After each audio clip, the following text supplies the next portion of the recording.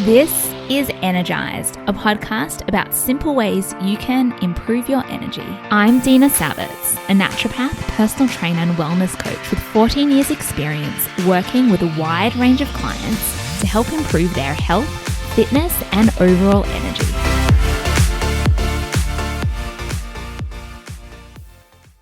Hello and welcome to this week's Energized podcast episode. If you're feeling unmotivated and tired, this episode is for you. I originally titled this episode, "Do I have to have energy all the time?" And then I decided with the world's current state and talking to some clients today, it's probably better to talk about motivation and feeling tired and how energy can shift throughout the day. So I'll be talking about energy dips, what's normal and what's not. But before I do that, I just want to acknowledge that if you're feeling really low in motivation right now, that's completely normal. The world has gone through a huge shift over the last 18 months, in and out of lockdowns, so much uncertainty, and a lot of upheaval in the world. It's okay to feel unmotivated and exhausted, but you don't have to stay that way.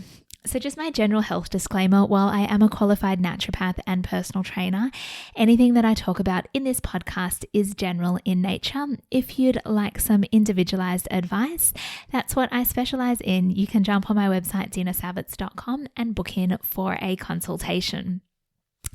So, motivation.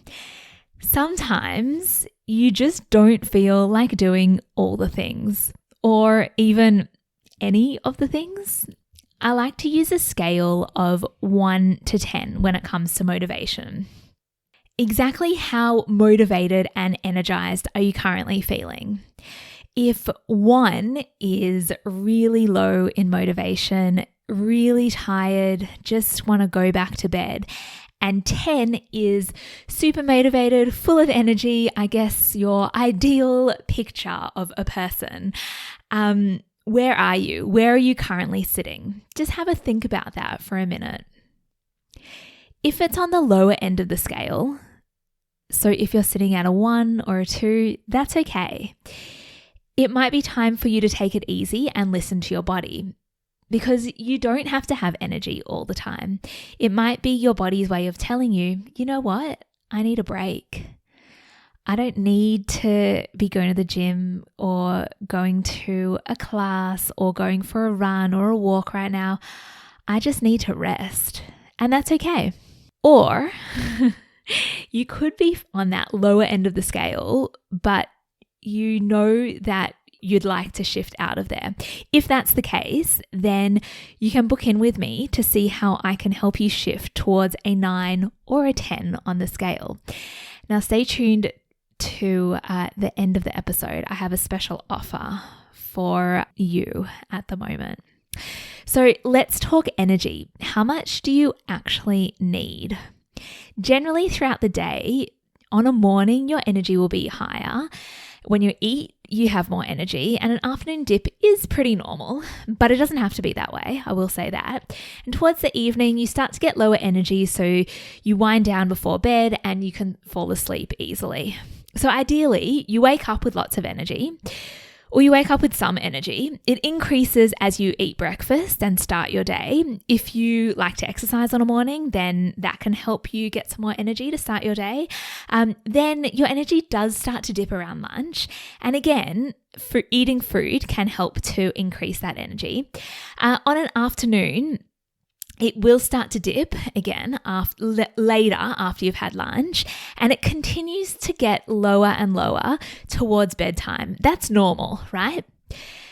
I'm not going to go into it too deeply now. However, energy can also change and shift according to your gender and your age. So just briefly, for women, throughout the menstrual cycle, energy goes up and down, especially as the period starts.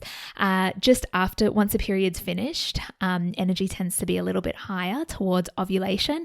Then from ovulation until the next period arrives, energy does start to dip again.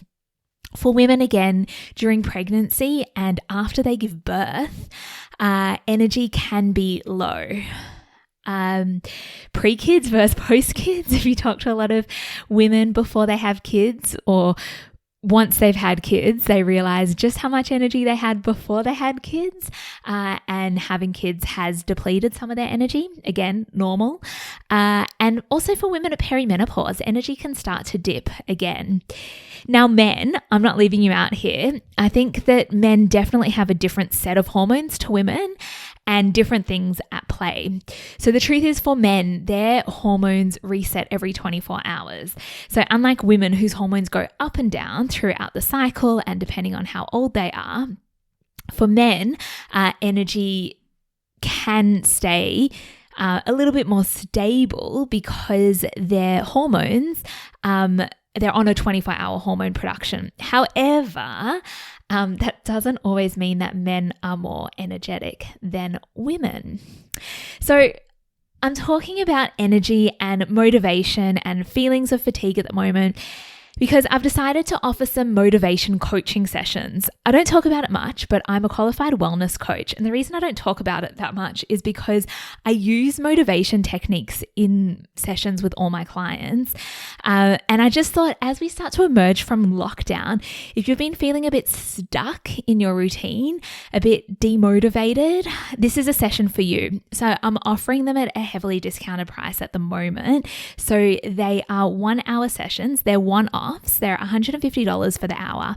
And by the end of the session, I'll have a plan for you that will motivate you to start changing your ways. So it's going to shift you from feeling demotivated, unmotivated, low in energy to being motivated to achieve your health goals and to have lots of energy throughout the day.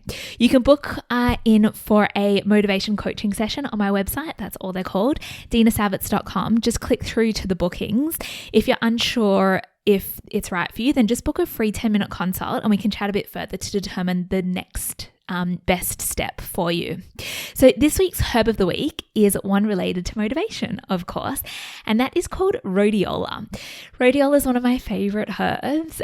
It's been used for centuries in traditional medicine systems to help improve memory, alertness, and endurance. It's also been shown to reduce mental fatigue, boost brain function and mood, and increase exercise performance. So it might be especially helpful for people who experience burnout, which is defined as emotional, motivational, and physical exhaustion as a result of chronic occupational stress, or I would say lockdown. And a 12-week study in 118 people with burnout found that supplementing with 400 milligrams of rhodiola rosea extract per day significantly improved feelings of exhaustion, impaired concentration, lack of joy compared with their baseline. Supplementing with rhodiola can also benefit those with chronic fatigue, and it has been shown to enhance exercise performance. I use rhodiola as both a liquid herb extract in my liquid herbs in clinic and also as a capsule. If you'd like to find out more, as usual, please jump over to Instagram at Dina Savitz and you can continue the conversation over there about this podcast episode and specifically about rhodiola over on my Herb of the Week post. Wishing you a beautiful week ahead. I hope that you find some motivation. And if not, please book in with me for a motivational coaching session.